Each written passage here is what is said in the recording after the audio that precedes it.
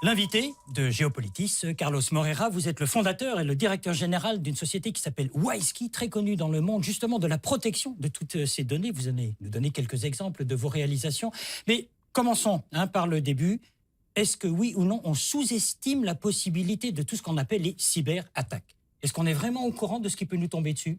Totalement, totalement. Ici à Genève, on avait inventé le web, ça fait 25 ans. Oui. Et le web a été inventé pour connecter des sites. Des physiciens ont inventé le web sans aucune vision de la cybersécurité. On ne se posait même pas la question. Aucune. En fait. Okay. C'était au contraire. Il fallait que ça soit vite, bien connecté et rapide. Ouvert à tout le monde. Ouvert et aucun sens de sécurité à ce sens-là. Il n'avait pas d'identité de la personne. Ça n'existait pas. C'est un réseau de machines.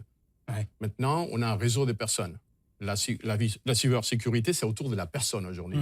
La personne le système marche, il n'est pas vulnérable. Enfin, il peut l'être, mais c'est la personne qui est en question. C'est ça que vous voulez dire? Tout à fait. Avant, les banques se sont déjà équipées, ils ont dépensé des milliards pour renforcer la sécurité, mais ils ont oublié une chose, c'est que la personne arrive avec un portable qui appartient pas au système de sécurité de la banque, et c'est les hackers vont utiliser ces portables pour accéder au périmètre de sécurité de l'institution. On est en plein dans le domaine de l'interconnexion. Expliquez-nous les dangers de cette interconnexion qui nous concerne tous avec nos smartphones. On a 50 milliards d'objets qui vont être connectés de l'Internet. C'est votre système d'alarme à la maison, c'est votre machine à café éventuellement, c'est votre téléphone qui est déjà connecté. Si vous n'avez pas la sécurité dans chaque objet devient les cheval de Troie pour un hacker activer tous les autres. D'accord, c'est une porte d'entrée. C'est les portes d'entrée. Ils sont impossibles de fermer parce que vous devez systématiquement ajouter la sécurité au niveau de l'objet. Ça ne se fait pas. Les producteurs d'objets, ils pensent pas sécurité, ils pensent simplement de faire un cool gadget. Puis ça coûte très cher, ça coûte très cher. Mais les conséquences sont néfastes parce que si les objets, imaginons pour le moment, il avait des choses moins importantes, mais imaginons votre voiture. Si quelqu'un rentre dans le système de sécurité de votre voiture, il arrive à la dévier, vous pouvez avoir un accident mortel. C'est quoi la plus grosse menace? Elle est d'ordre économique, elle est d'ordre terroriste? Peut-être les deux d'ailleurs. C'est un chantier gigantesque. C'est 1700 milliards de dollars l'économie de ça s'appelle IoT, Internet of Things, les objets connectés. Comment on peut savoir 1700 milliards? Parce que c'est toutes les industries qui sont en train de bouger vers ça. Il a General Electric, il a les compagnies de telcos, il a les gouvernements, les smart cities, les villes intelligentes. Tout le monde se déplace vers cette économie. C'est un changement. Ça, à Davos, on disait, c'est la 4e révolution industrielle. Tout change. Tout se diversifie. Alors c'est qui les révolutionnaires, si je veux dire? Ça va commencer au niveau de l'utilisateur, de la personne. La personne va vouloir, comme tous les jours on essaye de voir, à quoi ça sert mon portable. Pour le moment, je peux accéder à Facebook, mais demain, je veux essayer de payer, d'accéder dans mon cloud de ma santé, de pouvoir faire des transactions électroniques, de voter online avec mon gouvernement.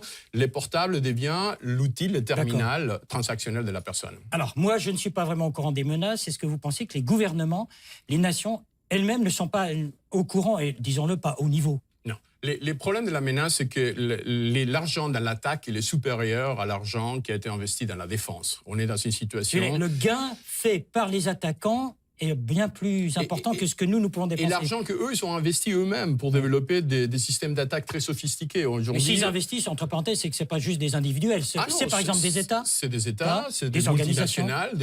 Il a quelque chose qui s'appelle le dark web. C'est très organisé. Les gens peuvent acheter des produits pour vous attaquer. Si ça ne marche pas, vous récupérez votre argent.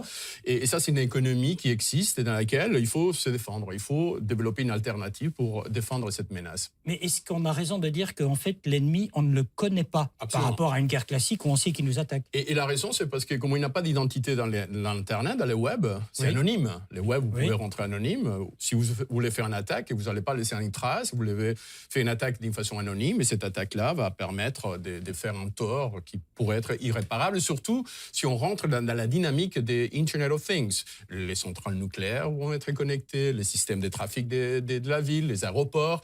On rentre dans un problème d'infrastructure. C'est différent si on vous attaque votre données privées dans votre téléphone, si on attaque l'aéroport de Genève et on fait dévier les avions. Voilà, ça c'est aujourd'hui les dangers. Alors, voilà pour les menaces. qu'est-ce qu'on fait? Qu'est-ce que vous faites au niveau de la contre-attaque, de la défense? Comment est-ce qu'on peut imaginer des systèmes de défense qui, eux-mêmes, ne seront pas dépassés par ces hackers dont vous parlez? Alors, WiseKey, c'est un cryptage suisse. C'est une compagnie suisse avec un cryptage suisse. On localise la technologie en Suisse. C'est bien, c'est la bonne marque. C'est important parce qu'on peut assurer qu'on n'a pas des NSA, au CIA ou des services d'intelligence qui vont profiter des compagnies de sécurité pour obtenir des données d'une façon illicite. Vos serveurs, ils sont sous les montagnes suisses, quelque part. Ils sont dans les Alpes suisses, c'est contrôlé par les militaires suisses, c'est suisse. Mais en plus, c'est ça.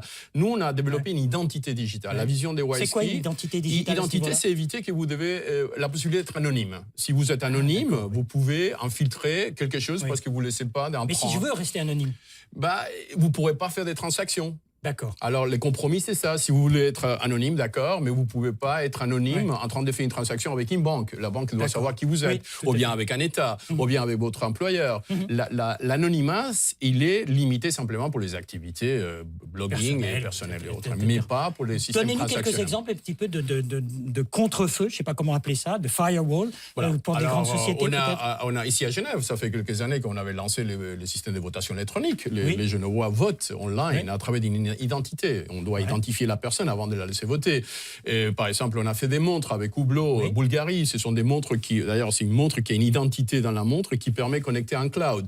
Mais mon identité, ma carte d'identité, elle est dans l'objet elle-même. Ça veut dire qu'on commence à introduire des identités dans des objets, dans des processus, dans des documents. Et chaque fois, l'Internet devient plus sécurisé à cause de ça. Alors, c'est pas nous qui sommes des objets, ce sont des objets qui deviennent des identités. C'est quand même une inversion de paradigme, tout à fait. Tout à fait. Mais par exemple, votre identité va contrôler l'identité de votre système d'alarme à la maison, de votre voiture, de votre système de chauffage. Personne d'autre pourrait accéder à ces attributs s'il n'a pas votre identité. Alors, on établit, ça s'appelle un écosystème digital. Ça veut dire que moi, mon identité comme personne, active un écosystème qui m'appartient à moi. Et quelqu'un qui n'a pas cette autorisation, il ne peut pas l'accéder. Bon, heureusement, pour cette interview, tout le monde a l'accès. Voilà. Je vous remercie. Carlos Moreira, je vous remercie. Je rappelle que vous êtes le fondateur et le directeur général de WiseKey. Merci à vous. Merci.